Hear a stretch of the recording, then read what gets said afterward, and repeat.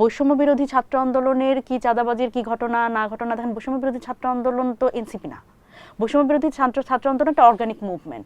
এখানে আপনার মনে থাকবার কথা যে আন্দোলনের মধ্যে থেকে বারবার করে কথা উঠছিল যখন আসলে আমাদের এই 6 সমন্বয়কের যখন ডিবি তুলে নিয়ে গেছিল, প্রত্যেকটা জায়গা থেকে আমি সমন্বয়ক।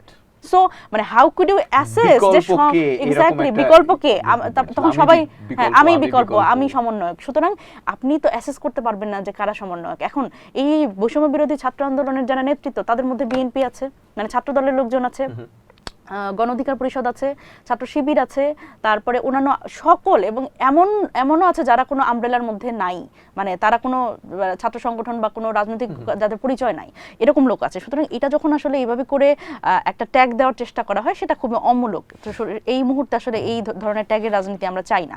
দেখেন ভাই বললেন যে আমরা তো আসলে 6টা আসন না, আমরা তো আসলে আরো 60টা আসন পাওয়ার কথা। দেখেন যখন এই আন্দোলনটার পরে, মানে গণ অভ্যুত্থানের পরে, তখন আমরা আসলে শুধুমাত্র এই কয়েকদিনের আন্দোলনের স্টেক নিয়ে আমরা ক্ষমতায় যেতে চাই নাই।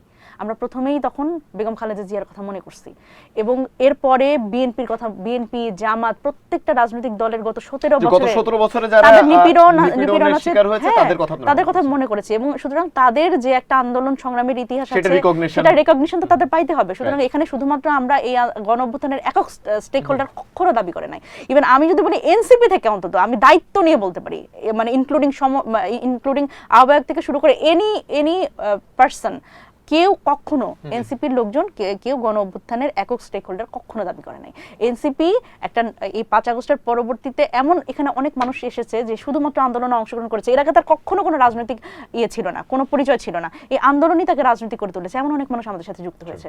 সুতরাং এই জায়গাতে আমি বলবো যে আন্দোলনের এই গণ অভ্যুত্থানের একমাত্র স্টেক হোল্ডার হচ্ছে যারা আসলে এখন কবরে, যারা শহীদ।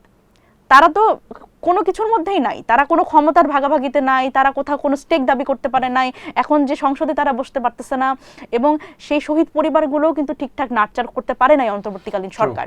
এবং এই যে আহতরা, তারা এখন 30,000 আহত, তারা কিন্তু তাদের অঙ্গহানি নিয়ে এখন খুবই খারাপ অবস্থায় দিনাতিপাত করছে। আপনি দেখবেন না আমাদের রাজনীতিবিদদের মুখে কখনো তাদের নাম, তাদের কথা, তাদের জন্য আমরা কি করছি, এইটা আপনি কোনো রাজনৈতিক দলের লোকজনের কাছেই পাবেন না। সুতরাং আলটিমেটলি যদি স্টেক হোল্ডার আমার বলতেই হয়, তাহলে হচ্ছে শুধুমাত্র আহত এবং শহীদরা, আর কেউ না, এবং যে পরিবারগুলো এখন সাফার করছে।